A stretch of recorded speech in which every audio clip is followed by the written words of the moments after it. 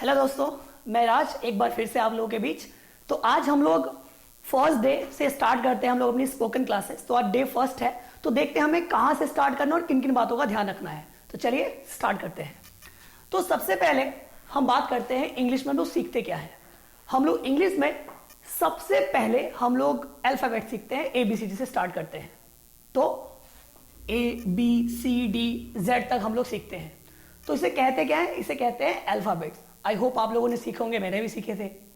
तो अल्फाबेट्स से आगे चलते फिर अब हम मान लीजिए मैंने अल्फाबेट्स में से मैंने A, R, T या फिर S, मैं कुछ भी निकाल लेता हूं।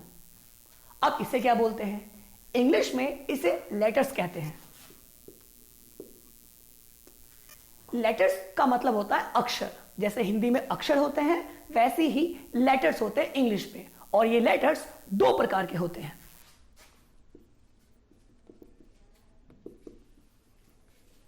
पहला कैपिटल लेटर, दूसरा स्मॉल लेटर। तो आई होप आपको ये लेटर्स तो आते ही होंगे और आप उसको अच्छे से पहचानते भी होंगे। यहां तक ठीक है? आगे बढ़ते हैं।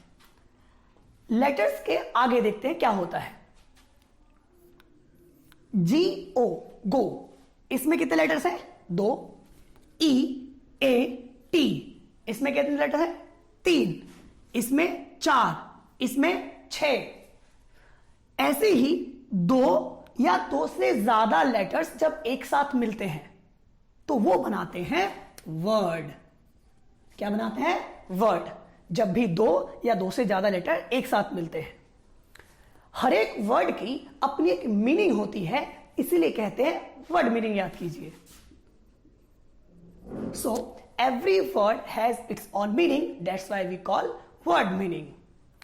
तो इंग्लिश में अगर आप अच्छी इंग्लिश बोलना चाहते हैं, सुनना चाहते हैं, समझना चाहते हैं, लिखना चाहते हैं, पढ़ना चाहते हैं, तो उसके लिए आपको वर्ड मीनिंग आनी चाहिए। वर्ड मीनिंग आपको कोई सिखाएगा नहीं, ये आपको लर्न करना होगा। आगे बढ़ते हैं। She Yeats. अब मैं इससे पूछूं आपसे कि इसमें कितने वर्ड्स हैं, तो इसमें वर्ड सिर्फ 2 हैं, शी और ईट्स। इसका मतलब होता है वह खाती है। शी ईट्स फूड, वह खाना खाती है। शी कैन बीट हिम, वो उसे मार सकती है। जैसे 2 या 2 से ज्यादा लेटर्स मिलकर वर्ड बनाते थे, ठीक इसी प्रकार से 2 या 2 से ज्यादा जब वर्ड्स एक साथ मिलते हैं तो वो बनाते हैं सेंटेंस। सेंटेंस को हिंदी में वाक्य बोलते हैं। तो हम जब अंग्रेजी में बात करते हैं तो हम उस सेंटेंसेस में उसको बोलते हैं। तो सेंटेंस के अपने कुछ हिस्से हो तो उसे समझते हैं। आमतौर पर हम सेंटेंसों को 4 हिस्सों में बांटते हैं। Subject, helping verb, main verb और ये ऑब्जेक्ट।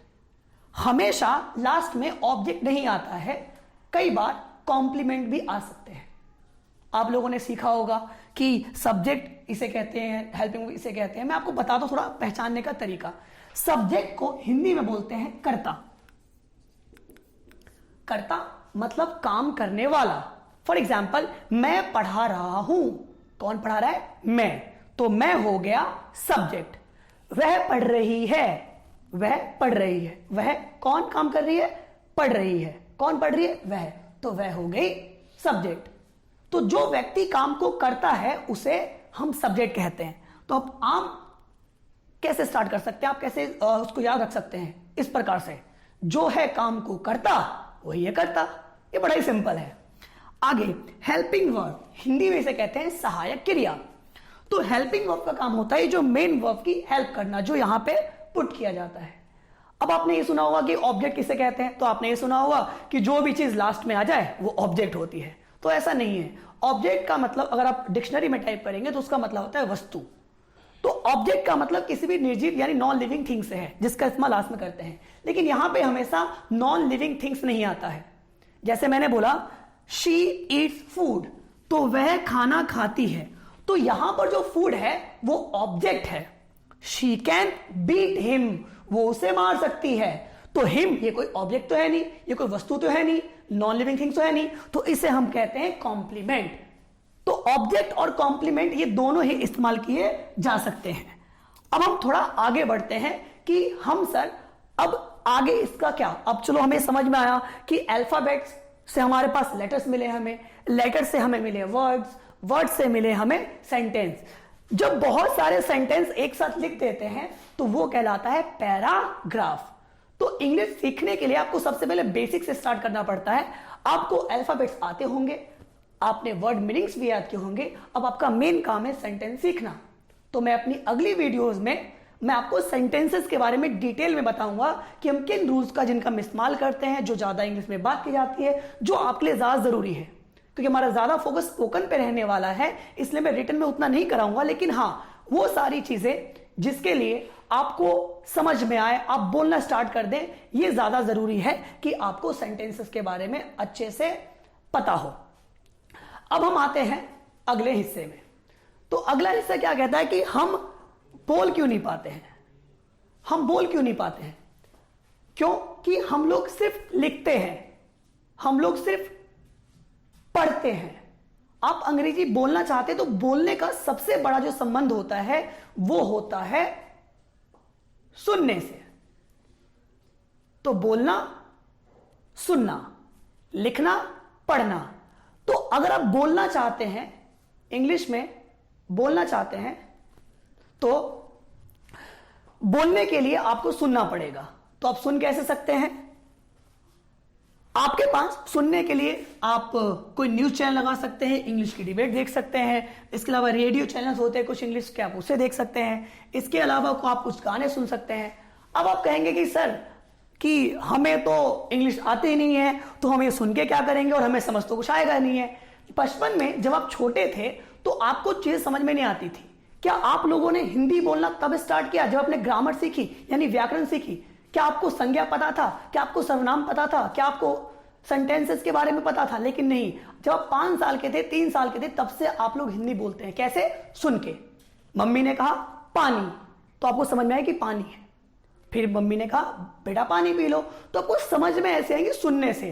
पहले आप पानी को मम बोलते होंगे, फिर मम मम कहते होंगे, फिर पानी, फिर आपने बोला मम्मी मुझे प्यास लगी है, मम्मी मुझे प्यास लगी, पानी दो। तो हम लोग यहां तक तब पहुंचेंगे जब हम लोग बोलना स्टार्ट करेंगे। छोटा बच्चा गाड़ी को साड़ी बोलेगा, काड़ी बोलेगा, अलग अलग बोलता है। तो ऐसे आपको क्या करना है? सुनना है, सुनना है, बोलना है, सुनना है, बोलना है।